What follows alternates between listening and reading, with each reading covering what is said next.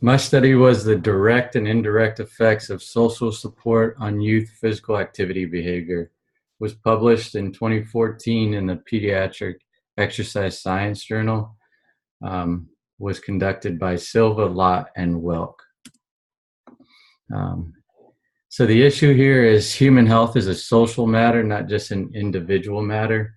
And we're looking to impact human health, so we need to better understand the social influences that underlie human behavior. More specifically, physical activity promotion in children is difficult because it occurs in a range of social contexts. Social, cultural, psychological, and sociological. So this study aimed to identify the relative contribution of parental and peer social support on youth participation in moderate to vigorous physical activity, MVPA. The method that was used, there was two methods. One was the youth physical activity promotion model. This integrates a diverse array of individual social and environmental variables into a testable mediating framework. So they measure social support, self-efficacy, and self-worth or enjoyment through validated survey scales. The other assessment of physical activity was with the Actigraph, the most reliable source of physical activity measurement. The participants, 203 high school students, 125 were female. Mean age was just under 15. That Actigraph was worn on the hip for 7 consecutive days to obtain reliable assessment of habitual physical activity. MVPA was set at anything greater than 3 METs. The study accounted for control variables such as age and gender differences. The statistical analysis used descriptive, independent sample t-tests, and the proposed pathways in the YPAP model was tested using structural equation modeling. In the results, there were significant gender differences. Descriptively, males were taller and heavier. Males also reported higher levels of parental social support, peer social support, self-efficacy, and recorded amount of moderate to physical activity. Moving on for the YPAP model. The measurement model for parental social support showed excellent fit. There was significant correlations between social support and enjoyment, as well as self-efficacy. And there was also a significant correlation between self-efficacy and enjoyment. The measurement model for peer social support documented acceptable T-data. There were significant correlations between that and enjoyment, as well as social support and self-efficacy. Also, another significant correlation between self-efficacy and enjoyment. Table 3, the direct, indirect, and total effects for the parental social model.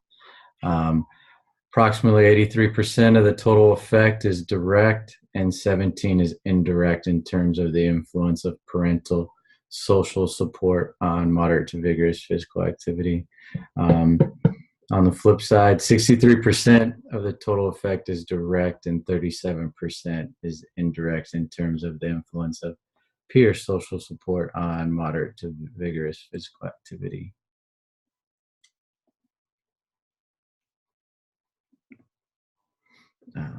Here we go. A different pattern of significant paths emerged in this model. Peer social support had a different direct effect on the level of moderate to vigorous physical activity. The magnitude of this association was similar to the same estimated pathway for the parental social support. So the levels of peer social support significantly influenced levels of enjoyment, self-efficacy, and finally, self-efficacy significantly influenced moderate to vigorous physical activity. moving on to the discussion. So there were direct effects of parent and peer support on objectively measured physical activity, indicating that they are both important for youth activity behavior. Um, the indirect pathway between peer social support and self-efficacy was considerably larger, almost twice as large than the similar path in the parental support model. The stronger effect from peer influence on self-efficacy confirms that peers may supplant parents as a more important source of reinforcement. Self-efficacy, peer social support, total social support, and difficulty getting to and from community activities are found to mediate the level of NVPA in females. Some strengths of this study was that the accelerometer was used as an objective measure of physical activity, along with the utilization of previously validated survey instruments to examine the psychosocial correlates of physical activity in the YPAP model. And the use of a structural equation model with the YPAP was a strength. The limitation was a sample size may influence the generalizability of the findings. Cross-sectional designs impose limitations on the inference of causality. Implications of this study are that peer social support seems to play a large role in affecting one's determination of self-worth, be it how good they are, how competent they are at the sport, or how much they're enjoying.